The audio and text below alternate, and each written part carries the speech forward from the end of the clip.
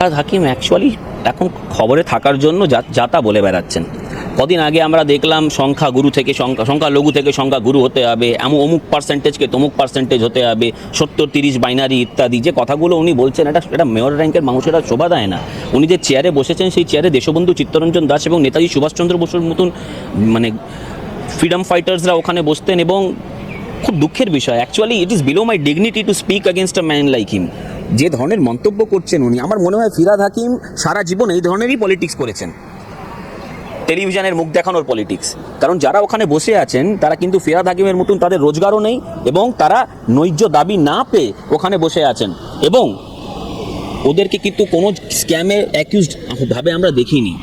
ওরা প্রতারণার জন্য রাস্তায় নেমেছে এবং ন্যায্য দাবির জন্য ওরা ওখানে লড়াই করছে। যদি আপনার সেই বিষয়ে না মানতে পারেন, আপনারা মৌন থাকুন, কিন্তু তাদের বিরুদ্ধে কোনো মন্তব্য করার অধিকার ফিরহাদ হাকিমের নেই।